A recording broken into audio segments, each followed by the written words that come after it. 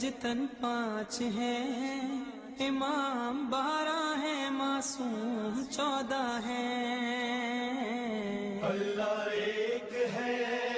पंजतन पाँच है, इमाम 12 अऊज़ु बिल्लाहि मिनश्शैतानिर्रजीम, बिस्मिल्लाहिर्रहमानिर्रहीम। अल्हम्दुलिल्लाहि रब्बिल आलमीन, अस्सलातु वस्सलामु अला अशरफिल अंबियाइ वल मुरसलीन, वमा अर्सलनाका इल्ला रहमतल लिल आलमीन, महबूब रब्बिल मशरक़ैन व रब्बिल मग़रिबैन व जद्दिल हसन वल हुसैन, अल मक्की अल मदनी अल क़ुरैशी अल हाशिमी अल मुत्तलबी अल अब्तही, मौलाना मुक़्तदाना हादियुना व नासिरुना बिल क़ासिम मुहम्मद व आलिहि त्वय्यबीन अत्ताहिरीन अल मासूमीन अल मज़लूमीन अल मुंतजबीन अल मुंतखबीन मिन यौमिना हाज़ा इला यौमिद्दीन, अम्मा बअद, फ़क़द क़ाल अल्लाहु तबारक फ़ी किताबिहिल मजीद व फ़ुरक़ानिहिल हमीद व हुवा अस्दक़ुस सादिक़ीन व क़ौलुहुल हक़। बिस्मिल्लाहिर्रहमानिर्रहीम। अलम उदऊनी अस्तजिब लकुम। खुदावंद आलम कुरान पाक में इरशाद फरमावे छे તે કિતાબ કે જે ઇન્સાનોની માટે રહેનુમાઈ કરવા માટે મોકલવામાં આવી છે, ઇન્સાનોની માટે હિદાયત છે, માર્ગદર્શન છે, ઇન્સાનોની માટે જિંદગી જીવવાના નિયમો, જિંદગી જીવવાના કાનૂન કે કેવી રીતના આપણે આ જિંદગીમાં શું કરવાનું છે, કઈ વસ્તુઓથી બચવાનું છે, કઈ વસ્તુઓની ઉપર અમલ કરવાનું છે, તાકે તે હરેક રસ્તાથી વાકેફ કરે, હરેક રસ્તાને બતાવે। એટલા માટે આ કુરાનને મોકલવામાં આવ્યું હતું। કુરાનને મોકલવાનું મકસદ ફક્ત તિલાવત કુરાનનું હતું કે ઇન્સાન એને વરસમાં એક મહિનાની માટે કે થોડાક દિવસની માટે ખોલે અને બતૌરે સવાબ કે પોતાની હાજતોની માટે ફક્ત એને ઇસ્તેમાલ કરે। તો મકસદ કુરાન ફક્ત તિલાવત કુરાનનું હતું, બલકે ઇન્સાનની જિંદગીનો મકસદ હતો કે અલ્લાહે ઇન્સાનની જિંદગીના હરેક હુકમ અહેકામ આ કુરાન પાકમાં નાઝિલ કર્યા છે, જેથી ઇન્સાનને દરમિયાનમાં વાંચીને એની ઉપર ગૌર ફિક્ર કરવું જોઈએ કે ખુદાવંદ આલમ આપણી જિંદગીની માટે કે જે કિતાબને આપણા માટે હિદાયત કરીને મોકલાવ્યું છે તેમાં આપણા માટે કયા કયા હુકમ લખેલા છે અને કયા કયા હુકમથી બચવાનો ખુદાવંદ આલમ આ કુરાન નજરિયેથી આપણને હુકમ આપે છે। खुदा पोते आ कुरान में कहे छे उदऊनी अस्तजिब लकुम के तमे मने पुकारो, बोलाओ, तमे माराथी दुआ करो, हूँ तमारी पुकार ने सांभळुं छूं, तमारी आवाज़ ने सांभळुं छूं, तमारी दुआ ने कबूल करूँ छूं। अज़ीज़ान मोहतरम, जो जोवम आवे तो हर एक इंसान ने पोतानी जिंदगी में कोई ना कोई ज़रूरत पड़ती होय छे, एने हाजत पड़ती होय छे, पोतानी जिंदगी में तंगदस्ती आवती होय छे, परेशानियों, तकलीफ़ों, मुसीबतों, बला केटली जिंदगी थी इंसान हम जिंदगी में केटली मुसीबतों थी हम किनार थता होय छे, मुसीबतों में मुब्तला थता होय छे। पण इंसाननी माटे के ते मुसीबतों ने तकलीफ थी निजात मेळववा माटे इंसान पोतानी जिंदगीना मकसद ने समझी ले तो इंसान ते हरेक बला मुसीबत तकलीफ थी आराम पामी शके छे कि इंसान ने फक्त एटला माटे मोकलवामां आव्युं नथी कि इंसान ऐशो आरामनी जिंदगी बसर करे अने पोतानी जिंदगीने बसर करीने आ दुनियाथी चाल्या जाए। પોતાની જિંદગીનો મકસદ પોતાની સામે રાખવું જોઈએ ને તે પછી કુરાન ખોલીને પછી એમાં વાંચવાની કોશિશ કરવું જોઈએ કે મને કુરાન શું હુકમ કરે છે। જો આ હુકમની સાથે ઇન્સાન પોતાની જિંદગીના હક્કોને અદા કરે ત્યાર પછી ખુદાવંદ આલમના હરેક ફર્જ પૂરા કરીને ખુદાથી દુઆ કરે તો ખુદાવંદ આલમ આવાજ આપે છે ઉદઉની અસ્તજિબ લકુમ કે તમે મને પુકારો, બોલાવો, હું તમારી પુકારને સાંભળું છું, દુઆને કબૂલ કરું છું। अजीज़ो, तो ज़रूरी है कि इंसान पोतानी ज़िंदगी में एक एक वस्तुनो ख्याल रखे। अपना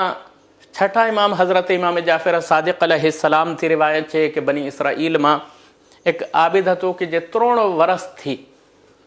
मुसलसल औलादनी माटे दुआ करतो हतो कि खुदावंद आलम तू मने औलाद अता कर, परंतु एनी दुआ कबूल थती नहोती। एक दिवस पोते दौराने मुनाजात में कहे छे, मुनाजात करता करता खुदा थी फरियाद करता करता रड़ता रड़ता कहे छे कि खुदावंदा ए मारा परवरदिगार, मारा पालवावाड़ा, शू तू माराथी दूर छे कि हूँ तने आवाज़ आपू छूं अने तू मने सांभळतो नथी कि तने संभळाती नथी मारी आवाज़, अथवा तो या तो तू करीब छे तो तू मने जवाब केम नथी आपतो, या दूर छे कि तने मारी आवाज़ नथी आवती, या करीब में छे तो तू मने जवाब नथी देतो। પોતાની મુનાજાતમાં જ્યારે આવા શબ્દો અદા કરે છે, ખ્વાબમાં એને કહેવામાં આવે છે કે તું 3 વર્ષથી અલ્લાહને તે જુબાનથી પોકારી રહ્યો છે. ફોહશ અને ના સજાની જે આદત છે એ જુબાનથી, એટલે કે તું 3 વર્ષથી એવી જુબાનથી પુકારી રહ્યો છે કે જે ફોહશ અને ના સજા કહેવાની આદી છે.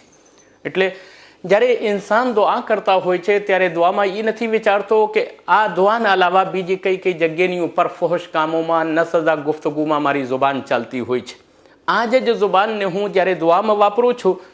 તો ઇન્સાનને તે જ વખતે વિચારવું જોઈએ કે જ્યારે હું પાક દિલની સાથે દુઆ કરી રહ્યો છું તો પછી એના મોર મારી આ જુબાન ફોહશ કામોમાં, ફોહશ વાતોમાં, ખરાબ વાતોમાં તો નથી સર્ફ થતી. અને બીજી ના સજા ગુફ્તગુ કે જે સજાને લાયક હોય છે એવી ગુફ્તગુ તો મારી જુબાનથી નથી થતી, એવી વાતો તો મારી જુબાનથી નથી થતી. પણ ઇન્સાન આજે આ નથી વિચારતો જ્યારે એને તકલીફ હોય છે, મુસીબત બલા તકલીફ આવે છે, કોઈ પરેશાની, કોઈ હાજત હોય છે, કોઈ આરઝુ એની હોય છે, ત્યારે ઇન્સાન તરત જ જુબાનને ખોલે છે અને દુઆ કરવાનું શરૂ કરી દેતા હોય છે. પણ જ્યારે એને આવાજ આપવામાં આવે છે તો કહે છે કે ખુદાવંદે આલમની જ્યારે આવાજ એ સપનામાં એને દેખાય છે કે તું 3 વર્ષથી એ ના સજાને ફોહશ જુબાનથી દુઆ કરી રહ્યો છે, જેનાથી ના સજા ગુફ્તગુ કરે છે, જેનાથી તું ફોહશ વાતો કરે છે. તો આવી ના સજા અને ફોહશ વાતો કરીને આ જુબાનને આદુ બનાવીને અને તારા દિલને આલુદા કરીને, ગુનાહોથી તારો દિલ આલુદા છે અને झूठी નિયતની સાથે તું તારા રબને, તારા પરવરદિગારને પુકારી રહ્યો છે. ખુદાનો ખૌફ કર અને પોતાના કલ્બને, પોતાના દિલને આલુદગીથી, એટલે કે તમામ તરમેલથી, ફોહશ વાતોથી, તમામ ખરાબ વાતોથી પાક કર અને પોતાની નિયતને દુરુસ્ત કર.